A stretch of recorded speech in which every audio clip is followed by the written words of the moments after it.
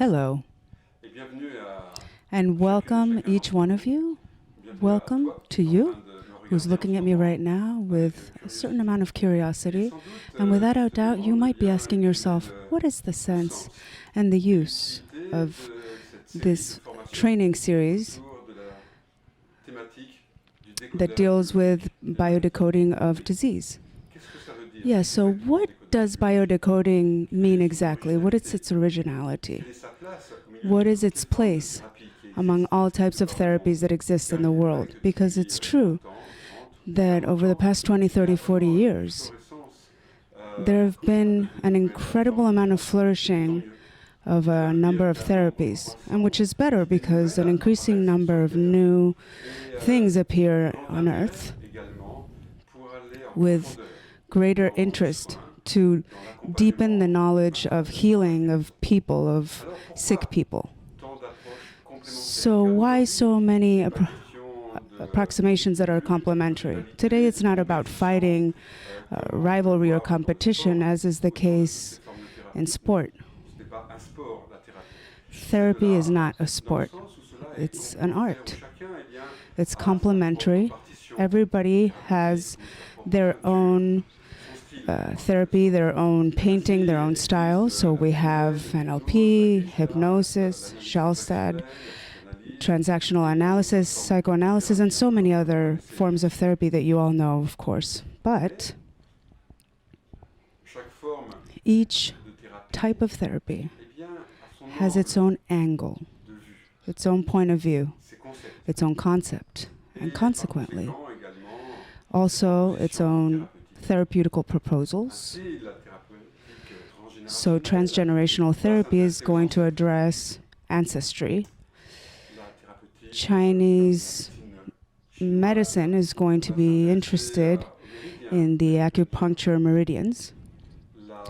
Transactional analysis is going to have another scene of types of personalities. So I can say that each type of therapy has its own concept of human beings,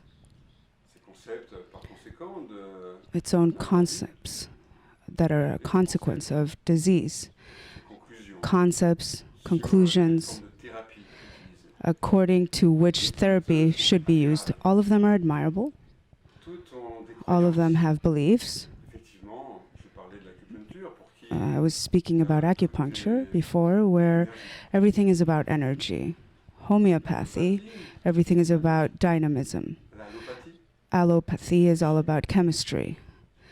Psychogenealogy is all about ancestry.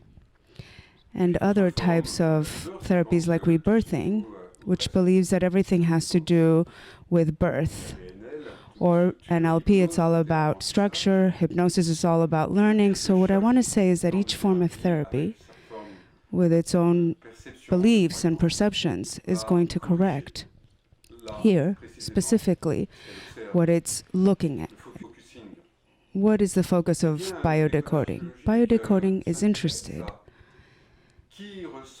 in who it receives, the homeopathic grain, who receives the acupuncture needle, who receives the treatment, the antibiotics, who receives the massage. Who are we? Who are you?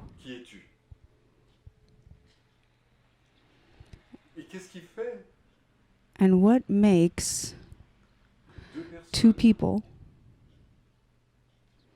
with the same disease, the same doctor, or the same therapist, and the same treatment? What makes those people evolve in different ways? One is going to be cured and the other one not. Maybe one of them is going to be worse off. And they might have both followed the same process. What is the element that is missing here? What is the element that differentiates these two people? This is what I'm interested in. This is what interested me 25 years ago when I invented biodecoding of diseases. And this is what I would like to present to you as a response through these courses, these trainings, these teachings, these theoretical theoretical teachings that prepare the practical aspects, the specific protocols to be in contact with the biological unconscious mind. Because for biodecoding,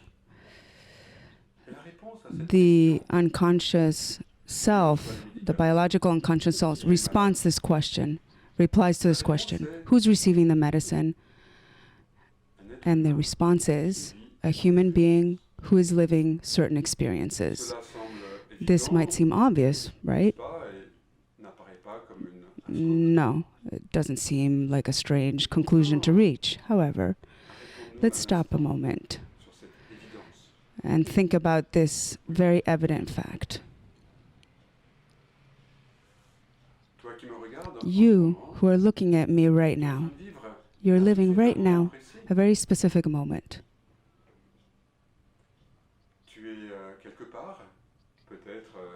You're somewhere. You might be sitting at home at a specific time of the day. You're in a place and in a time, and you're living this instant, this moment. You're not in the abstract. You're not in a mental process. You're not in a psychic space. You're not up in the clouds. You're in your body, and your body is living certain experiences. And what is an experience? Well, an experience is the meeting of your internal and your exterior world. And your interior world are all your organs together, all your cells, or all your biology. And your organs, your lungs, your skin, your stomach, your bladder, your bones, they work without you needing to control, without you needing to know, without you needing to do anything consciously or voluntarily. Your body right now is working, whether you're conscious of it or not. That's completely irrelevant. Your heart beats, your lungs dilate and contract according to the time of the day, your stomach, your intestines work, your kidneys filter blood. This happens by itself. It's obvious, right? Your body works perfectly, absolutely perfectly. You're here, you're alive, because you're here listening to me and you're looking at me, you're alive. Your body works perfectly and responds right now, like a second ago, like yesterday, like tomorrow. It satisfies its biological needs to survive. Therefore, your needs are there, they're stable, they're identical to the needs that you had yesterday and the needs you will have tomorrow, and identical to the needs that your neighbors might have, of all human beings, of all animals, of everything that is alive.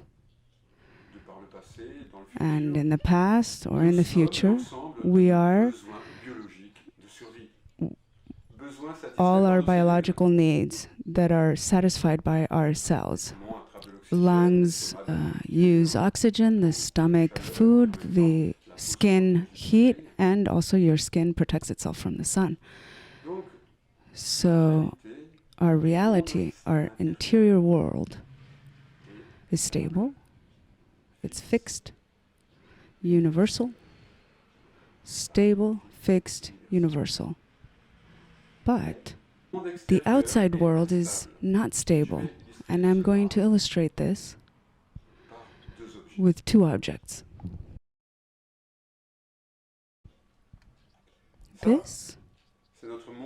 This is our interior world, our internal world. Fixed, stable, universal, at all times, in all places.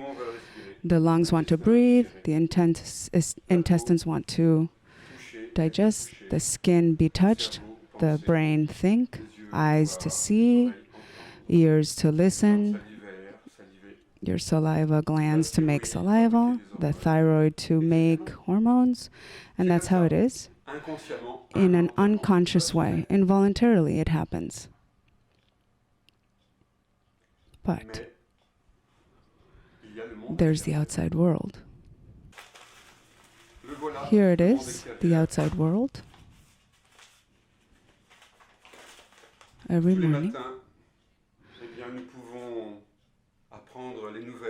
we can read the news, we can hear about the news, everything that's going on in the world, and the news change day after day. The news change every day. There's financial problems. There's pollution, there are wars, the fall of the euro, and the temperature that is rising, global warming. So take a look, this is very important. This image is very important. The meeting between these two worlds, the inside world, the stable biological world, and the outside world, which is constantly changing, constantly evolving. It's the accident, it's those things that you don't expect to happen, the dramas, the things I don't control. So what do you do when the outside world is unstable and your interior world has the same needs? I have a need of food and there's nothing to eat. I need oxygen, but there's pollution. So there's only one thing that can change. It's not the outside world. I can't change war. I can't change the economy. If I could, of course I would. And everything would be fine. But I can't change my needs. I need to eat. I need the sun. I need a lot of things. Oxygen. I can only change one thing. If you understand this, you will understand the sense of the approach to biodecoding. The only thing that changes is our body. Through the symptom. The body equals I adapt myself to the outside world. There's too much sun. I don't want the sun. I don't need so much sun because it's going to burn my skin. So I get a tan. There's maybe something that I'm eating that is a little bit off and it doesn't satisfy my digesting needs, so I vomit. So if I'm too high up in the air and I don't have enough oxygen, I can't change the outside air. I can't provide oxygen to the air. I can't change my own need of oxygen. It's there. That's what it is. The only thing that I change is to make more red blood cells, and this way there will be more vehicles to transport oxygen. This is the biological sense of all disease, which means that all human beings, you and me, we live experiences right now. You're living an experience right now. Yesterday, you lived a sum of experiences in each instant, and in 5 minutes it'll be different. Maybe you'll be thirsty, or you might want to go to the restroom.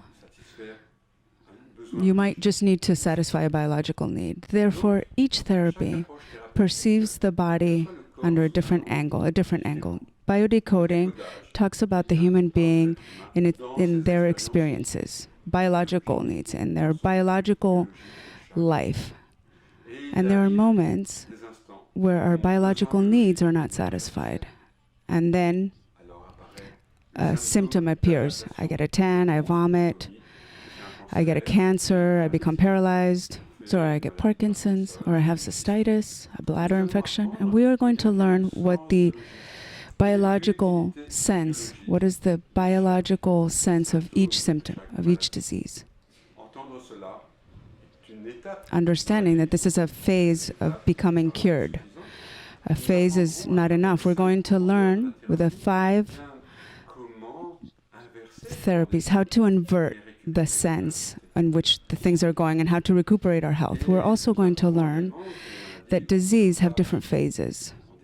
So we have symptoms when the conflict is present and other symptoms when we become healthy again and we're in a repairing phase. We're going to learn that everything is disease.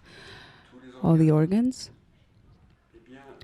are organized with a perfect logic that I call the 4 phases of biology. We're also going to learn the criteria, the precise criteria of bioshock. So this particular moment of entering the disease, this moment, because different people live different dramas in their life, and nonetheless they don't get sick. They have good health.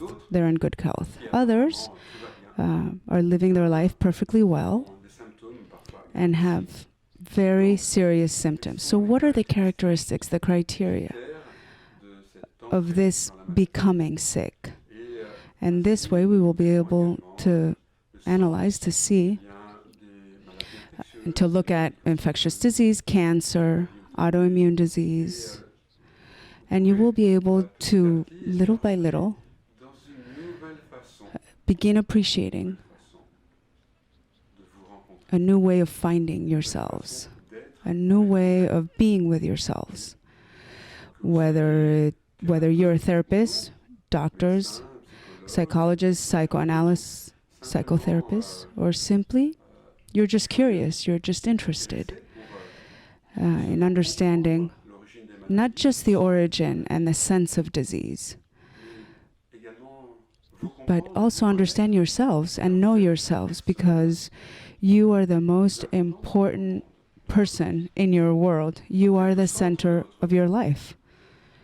You're the only person who's going to live your life. You may receive all kinds of advice, but it is each one of you. You are the ones who are going to take advantage, or you're going to suffer through the decisions that you're going to make. So you're the only person that you're going to find, that you're going to be with for the rest of your lives. So you need to take care of yourselves. And the new biodecoding concepts are a new way of not just understanding the sense of disease, but way more than that. It allows us to know ourselves. It allows us to prevent disease, to be ahead of them, and simply to be aware, as Voltaire used to say, to be free.